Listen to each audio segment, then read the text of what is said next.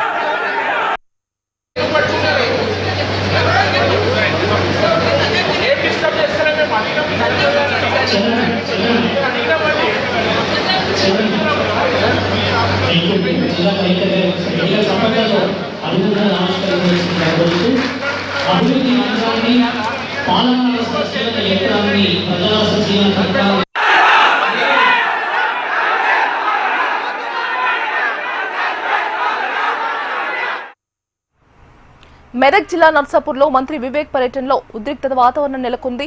కళ్యాణ లక్ష్మి షాదీ ముబారక్ చెక్కుల పంపిణీ కార్యక్రమంలో బీఆర్ఎస్ కాంగ్రెస్ శ్రేణుల మధ్య వాగ్వాదం నెలకొంది. మహిళలకు నెలకు 2500 పథకం ఎప్పుడు ఇస్తారని మంత్రిని ఎమ్మెల్యే సునీత లక్ష్మారెడ్డి నిలదీశారు. కేసీఆర్ కాళేశ్వరం ప్రాజెక్టు పేరుతో వేల కోట్ల రూపాయలు అప్పులు చేయడం వల్లే జాప్యం జరుగుతోందని మంత్రి వివేక్ బదిలిచ్చారు. దీంతో ఒక్కసారిగా బీఆర్ఎస్ నేతలు అసంతృప్తిని వ్యక్తం చేశారు. వెంటనే స్పందించిన ఎమ్మెల్యే సునీత లక్ష్మారెడ్డి కాళేశ్వరంపై హైకోర్టు క్లీన్ చిట్ వచ్చిందని దానిపై మాట్లాడొద్దని ఎమ్మెల్యే సునీత లక్ష్మారెడ్డి కోరారు. అయినా వెనక్కి తగ్గని మంత్రి వివేక్ ఇప్పుడన్న ఆర్టీసీ కార్మికుల సమ్మెకు కూడా కేసీఆర్ వల్లే జరుగుతోందని చెప్పడంతో బీఆర్ఎస్ కార్యకర్తలు మరింత ఆగ్రహం వ్యక్తం చేశారు. దీంతో సభా ప్రాంగణంలో కాంగ్రెస్ బీఆర్ఎస్ శ్రేణుల పోటాపోటీగా నినాదాలు చేసుకున్నారు. ఇరు వర్గాలను అదుపు చేయలేక పరిస్థితిని కంట్రోల్ చేయలేక పోలీసులు తంటాలు పడ్డారు.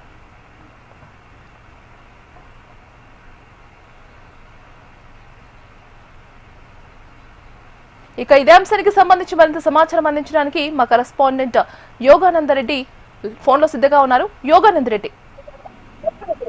దీపిక, నర్సాపూర్ లో కళ్యాణ లక్ష్మి షాదీ ముబారక్ చెక్కుల పంపిణీ కార్యక్రమానికి ఈరోజు ఇన్ఛార్జ్ మినిస్టర్ వివేక్ హాజరయ్యారు. నర్సాపూర్ లో ఈ సందర్భంగా మాట్లాడుతూ కళ్యాణ లక్ష్మికి సంబంధించి ఆ చెక్కుల డిస్ట్రిబ్యూషన్ 2500 రూపాయలు మహిళలకు ఇస్తామన్న కాంగ్రెస్ మేనిఫెస్టో ప్రకారం 2500 ఎప్పుడు ఇస్తారంటూ సునీత లక్ష్మారెడ్డి మొదటగా దీనికి సంబంధించి వివాదాన్ని మంత్రిని ప్రశ్నించడం జరిగింది. ఒకవైపు మంత్రి మాట్లాడుతుండగా సునీత లక్ష్మారెడ్డి ప్రశ్నించడం జరిగింది. దీనికి బదులుగా మంత్రి కూడా జవాబిస్తూ కాళేశ్వరంలో అవినీతి చేశారు, లక్షల కోట్ల రూపాయల ప్రజాధనాన్ని దుర్వినియోగం చేశారని ఆరోపణ చేశారు. అదేవిధంగా ఆర్టీసీకి ప్రస్తుత సమ్మెకు కారణం గత 10 ఏళ్లుగా ఆర్టీసీని అణిచివేత చేయడం వల్లనే ఆర్టీసీ కార్మికులు ఆర్టీసీ నష్టపోయిందంటూ మంత్రి వ్యాఖ్యలు చేశారు. దీనికి నిరసనగా సునీత లక్ష్మారెడ్డి మంత్రి వివేక్ ప్రసంగాన్ని అడ్డుకోబోయింది.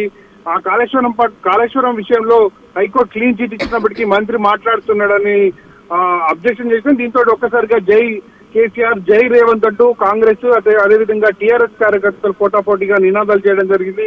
దీంతో ఈ సభలో ఉద్రిక్త వాతావరణం చోటు చేసుకుంది. అటు కాంగ్రెస్ కార్యకర్తలను ఇటు టీఆర్ఎస్ కార్యకర్తలను పోలీసులు అడ్డుకున్నారు. మొత్తం మీద చాలా పెద్ద ఎత్తున ఉద్రిక్త వాతావరణం అయితే నెలకొంది. మొత్తం మంత్రి వివేక్ ఎక్కడి నుంచి వెళ్ళిపోవడంతో పరిస్థితి సద్దుమణిగింది. Deepika. Right Yogananda Reddy, thank you for the updates.